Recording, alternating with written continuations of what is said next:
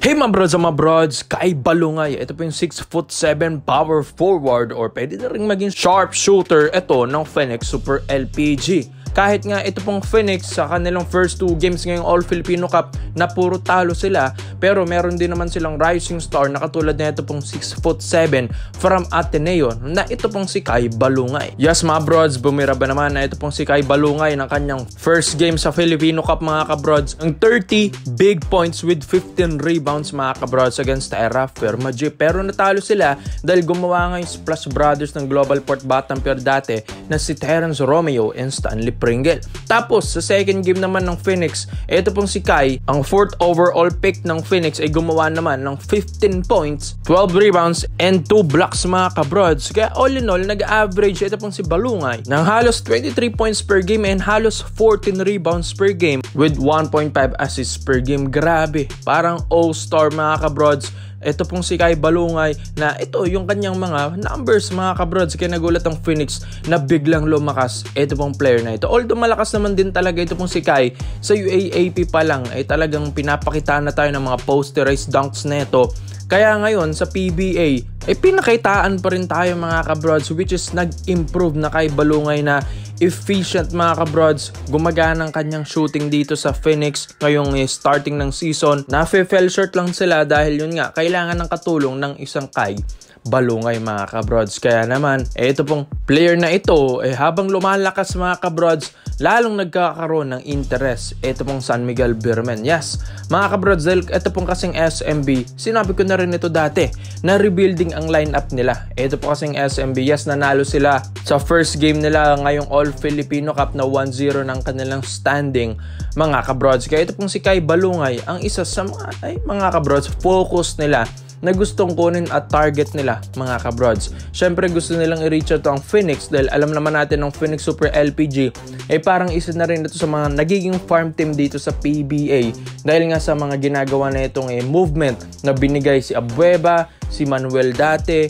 maski si Macho Wright binitawan mga kabrods. Kaya itong Phoenix ay napapagkama lang farm team na rin ng PBA. Kaya ito pong SMB, gusto nilang reach out ang Phoenix. Iti-testing nila kung pwede ba nilang gawing under the table ito pong pagkuha dito sa 6'7" kay Kai Balungay mga brods. Ayon din yan sa mga reports and rumors natin dahil ito pong si Balungay ay malaking bagay nga ito sa San Miguel Beermen kung sakali mga brods. Pero yun yan ang ganda rin ng skills din talaga nito. Athletic na 6'7", big. Hindi nga big parang power forward lang din mga kabrods dahil athletic siya.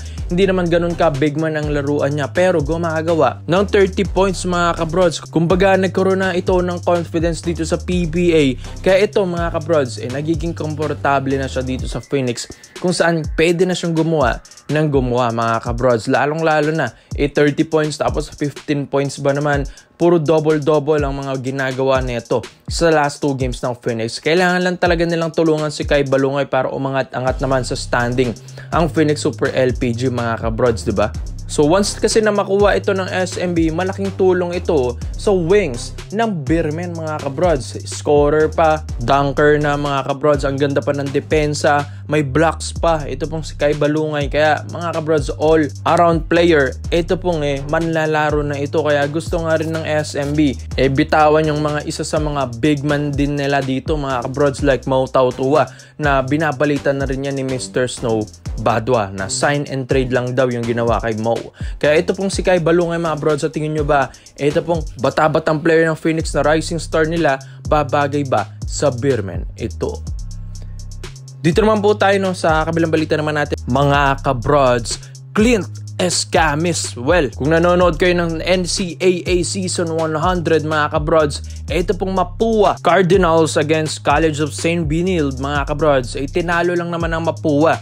Ito pong Benilde ngayong NCAA Season 100 last year, yung huling season ng NC mga kabrods. Well, hindi naman yan mangyayari sa Mapua kung hindi dahil dito kay Clint Escamis mga kabrods. Siya nga yung tinanghal na Finals MVP dito na nag-average ng 24.5 points per game, 4 assists and 4 steals per game against College of St. Benilde sa final series na nila yan mga kabrods. Kaya ito pong si Clint Escamis ay talagang malakas na player to. Hindi hindi rin naman basta-basta. Bukod na Finals MVP, NCAA Men's Champion 2024, ito pong si Clint Escamis, naging NCAA Men's All-Defensive Team din ito 2023. Tapos naging season MVP pa ng NCAA mga kabrods ng 2023 rin. Tapos Rookie of the Year pa siya dyan nung taong 2023. So mga kabrods, rookie pa lang si Clint Escamis ay talagang pinapakitaan na niya ng maganda ito pong Mapua Cardinals. Dati nga ay kulelat lang talaga ito pong Mapua, kaya tapos ngayon napapanood nyo palagi na sa top standing na ang Mapua Cardinals sa NCAA Men's Basketball Team.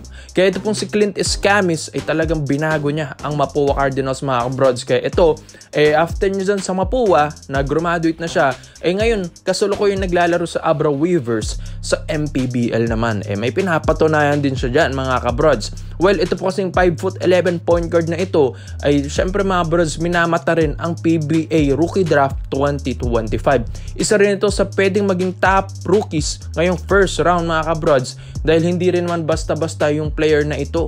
Pero ito ito pong Barangay Ginebra San Miguel ay parang nakamata rin dito kay Clint Escamis mga kabrods. Alam din naman natin yung kakayahan ng Escamis, kaya nga ito pong si Coach Tim Cone and Boss Al Francis Chu, ayon din sa mga reports natin, ay gustong kumuha ng mga reliable point guards na pwedeng pamalit kay General L.A. Tenorio. Dahil ito pong si Teniente mga bros, ilang years na lang din ito, ay talaga magre-retiro na at baka maging part ng coaching staff ng Barangay Ginebra ito. Dahil ito pong Ginebra, alam din naman natin na nabigo sila last season against TNT Tropang Giga, kaya gustong bumawi nito mga kabrods next season. Well, parang nakukulangan nga rin sila sa production ng point guard katulad ni Scotty and Abarientos na parang walang help mga kabrods. Pero ito pong si Escamis ay malaking tulong ito mga kabrods. Talagang bibigyan ka nito ng maayos na stats, maayos na depensa, maayos na opensa mga kabrods. Hindi lang kasi pang opensa, pang depensa rin ito pong si Escamis, kaya parang Scotty Thompson din ito mga kabrods na all around na point guard. Kaya yan ang kagandahan sa kanya. Pero ang kinaiba lang nila ni Scotty, mas scorer naman ito pong si Clint Escamis mga kabrods. Di hamak na mas mataas ang magiging puntusan nito kaysa sa mga ibang point guards dyan sa Barangay Ginebra San Miguel. Bata-bata pa, 24 years old lang mga kabrods. Marami pang pwedeng ma-improve ito pong si Escamis. Mapunta lang talaga siya sa isang marangal na PBA team mga kabrods. May mga balita na baka i-renew ito ng Abra Weavers dahil baka bigyan ito ng maayos na kontrata at mataas.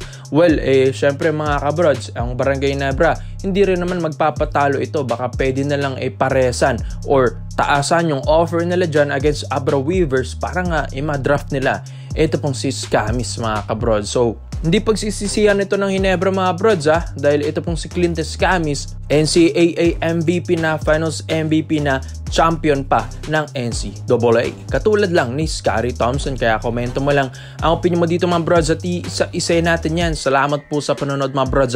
This is Phil Basketball. Yun lang. I'm out.